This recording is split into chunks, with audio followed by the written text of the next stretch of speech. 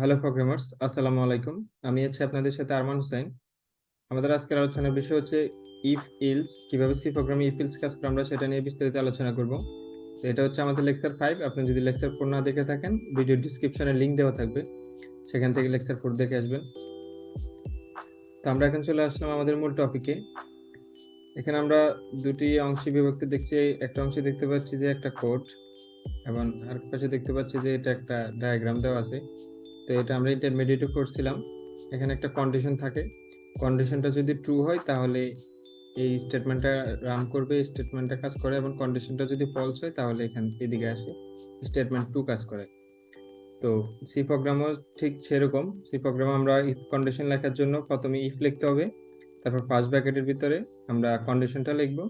যদি কন্ডিশনটা সত্য হয় তাহলে সেকেন্ড ব্র্যাকেটের ভিতরে যে ইয়েটা থাকবে, সেকেন্ড ব্র্যাকেটে এটা হচ্ছে ইফের বডি। তো এটার ভিতরে যে স্টেটমেন্টগুলো আপনি দিবেন ওগুলো রান করবে। আর যদি ইফ কন্ডিশনটা ট্রু না হয়, ফলস হয়, তাহলে ইলসে চলে আসবে। তো দেখতে পাচ্ছেন আমার কোড ব্লকসটা ওপেন হয়ে গেছে। এখন আমি সির বেসিক স্ট্রাকচারটা লিখে ফেলছি। তো এখন আমরা ইফ ইলস নিয়ে চেক করব। তো আমরা এখন প্রথমে একটা ডেটা টাইপ ডিক্লেয়ার করে নিলাম, ইউজার কাছ থেকে একটা মান নিব, একটা মেসেজ প্রিন্ট করালাম যে এন্টার এনি ইনপুট।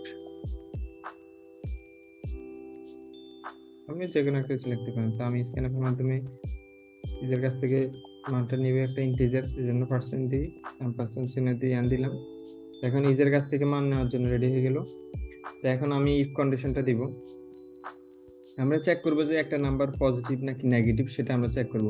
যে ইউজার আমাদের যে কোনো একটা নাম্বার দিতে পারে র্যান্ডম, সেই নাম্বারটা পজিটিভ নাম্বার নাকি নেগেটিভ নাম্বার সেটা প্রোগ্রাম বলে দেবে। তো আমরা সেজন্য পজিটিভ নাম্বারের জন্য অবশ্যই যে নাম্বারটা দিবেন সেটা অবশ্যই 0 থেকে বড় হতে হবে, তাহলে আমরা বুঝবো যে এটা পজিটিভ নাম্বার। আর যদি 0 থেকে ছোট হয় তাহলে অবশ্যই এটা নেগেটিভ নাম্বার।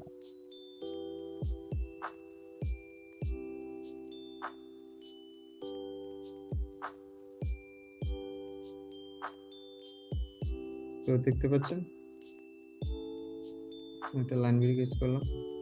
এখানে ইউজার কাছ থেকে আমরা যে মানটা নিব, ইউজার আমাদের যে মানটা দিবে সেটা আমরা n এর মধ্যে, n ভেরিয়েবলের মধ্যে রেখেছি, এবং n ভেরিয়েবলটা এখানে চেক করব।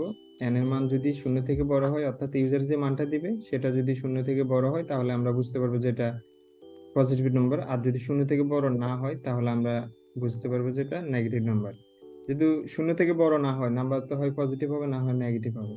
তো 0 থেকে যেহেতু বড় নয়, তাহলে আমরা অবশ্যই নাম্বারটা নেগেটিভ। সেই জন্য আমরা এখানে লিখবো যে দিস নাম্বার ইজ নেগেটিভ, লিখে দিলাম দিস নাম্বার ইজ নেগেটিভ। এখন কোডটা রান করাবো। দেখতে পাচ্ছেন এন্টার এনি ইনপুট। তো আমি একটা ইনপুট দিলাম 10, আপনারা যে কোনো ইনপুট দিতে পারেন। 10 একটা পজিটিভ নাম্বার, এই জন্য হচ্ছে দিস নাম্বার ইজ পজিটিভ। এবং এখন আমি কেটে দিলাম, কেটে দিয়ে এখন আমি আবার রান করাবো। এখন আমি একটা নেগেটিভ নাম্বার দিব,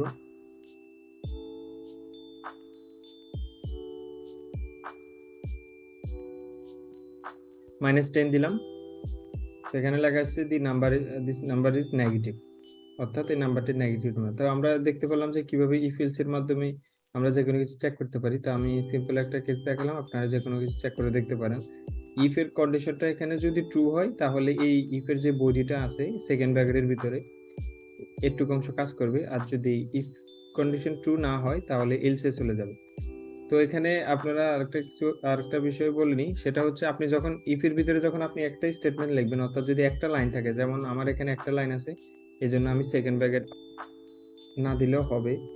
তো ইফ শুধুমাত্র একটা লাইন রিড করতে পারবে যদি আপনি সেকেন্ড ব্র্যাকেট না দেন। ইনফ্যাক্ট ইলসে শুধু একটা মাত্র লাইন রিড করতে পারবে। যদি আপনি একটা লাইন হয়, সেক্ষেত্রে আপনি সেকেন্ড ব্র্যাকেট না দিলেও হবে। দেখতে পাচ্ছেন কাজ করতেছে।